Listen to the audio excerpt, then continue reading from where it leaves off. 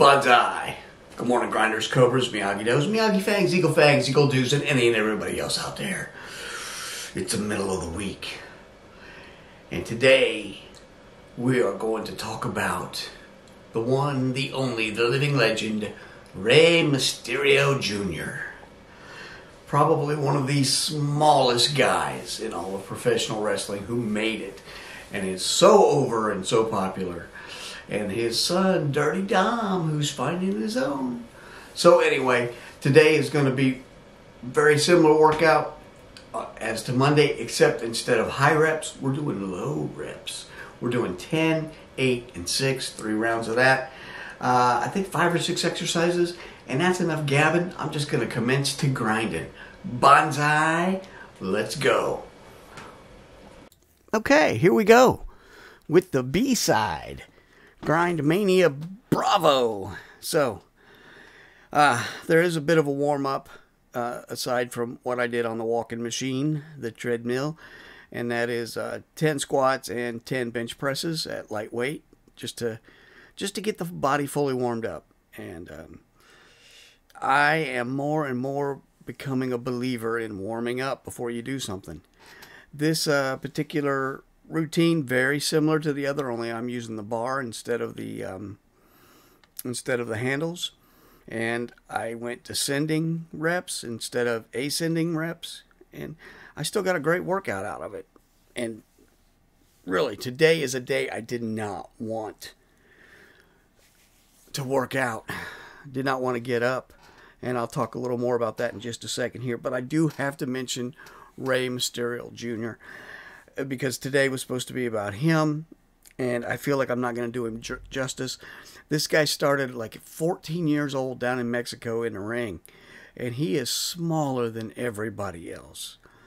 And he didn't care. He would not take no for an answer, and he just kept working. And, you know, he was in WCW for a while where they had the cruiserweights, which are smaller guys, which, you know, WWE, Vince never liked smaller guys. I don't know what his deal, the bigger the better in his mind. And, you know, that might look impressive, but I like seeing the guys who can do moves and stuff too. I mean, Rey is phenomenal in the ring. Better than just about everybody else at what he does. And you can't say enough good things about him. And he's still going. That's what's crazy. That man, his body's been put through everything. And just a personal story. I remember at one time, the local Hooters would show, or they would play the pay-per-views, like WrestleMania or whatever. You could come in and watch them, but you had to order, a meal or something like that. I forget what the rules were. And so for a while, I would go in there and meet with other people that liked wrestling too. We'd eat some food and watch that. And one time, Rey was in one of the main events, and I was like, this is just silly to me. There's no way a guy that size can be... Let me tell you, the table exploded with people telling me, oh, no, speed and experience will trump strength and size every time, da-da-da. I mean, they were adamant about how wrong I was. Now, growing up as a smaller guy myself, I know that if a bigger guy was just able to sit on me, I was done because I wasn't going to get up, which is, why I learned to use my feet. So keep distance and, extract my pound of flesh when needed. But that's another story for another day. So if you made it this far, instead about giving Rey his proper dues, which I should be doing, I got to talk about something else. I had some drama enter my life Monday. And the thing is, it doesn't really concern me, but, they called me and kind of got me in on it, which I wasn't real happy about. And I'm going to say, if you're going to ask me for help, or anybody for that matter, if you're going to ask somebody for help, then you really ought to take their help and do your own thing as well, instead of just, essentially drunk dialing and pouring your heart out. I don't mind listening to somebody who needs to vent, but when you have a problem and I say, okay, I'll back you up, and then you don't do your part, that's a little frustrating, you know. The problem is not going to just go away. Sometimes you got to meet it head on and nip it in the bud, so to speak, because problems don't go away on their own.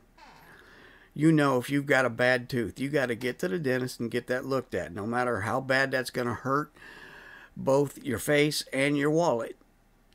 You got to get that taken care of, because it's not going to get better on its own. It just isn't. Just like injuries, you know. But anyway, enough of that. You know, it's silly, but it kept me up half the night, and even after the phone call, you know, I couldn't gear down and get back to sleep until it was almost pointless. So anyway, that's what it is, and this is what this is. So we've got 2 exercises left. This is the chin up. I picked the chin up because I've already done rows for the back, and this works a little back, works a little shoulder, and a little arms. So you get a lot of bang for your buck on this one. I like doing this one. So I did this one. And like I said, this is 3 sets of 10, 8, and 6. So the reps go down, the weight goes up a little bit. I've either got Smart Flex or eccentric mode on every one of these except for the squats. The squats I just do straight because my knees are 56 years old and they think they're 66 years old. So one final one here, and that is going to be the skull crusher, so that we get a little tricep action in there. So, you know, we do the bicep curls, we get a little bicep with the chin ups, and then we do the skull crushers and get a little tricep in there. That to me is a bit of an arm workout. Not perfect, but at least we're getting something done in there. You know, the other one, I didn't feel like we were really getting much of an upper body workout. So, you know, and that is one of the nice things about tonal. Of course, you don't have to have tonal do this. You can make your own program anytime you want.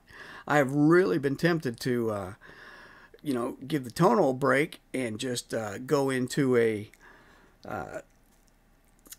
dumbbell routine and just use dumbbells for a month or so, just to change things up. But, you know, I've got like a 33-week record going. I've worked out at least once a day, and I think 3 times a week so far this whole year. And I kind of want to make it a whole year without taking a break. I don't know if I'll do it, because I'll probably around Christmas time, the end of the year, I might not. Oh, that's it. Banzai. We'll see you next time. Oh. Okay, focus. Come on, camera. You can do better than that. Pull it back. There we go. Whew. Okay, so that was a workout. Oh, the camera's still going in and out. I gotta fix this autofocus thing because it just doesn't work. It gets confused. But anyway, that was the B side of the workout, which we will be doing twice next month. Now, what if I just turn that? Does that work a little better? You can quit trying to focus. Nope, still going in and out. What is it with us? Come on, camera. Huh? You feel better if I sit forward? Is that it? Am I too far back? There it went in and out. Yeah, you're just stoned.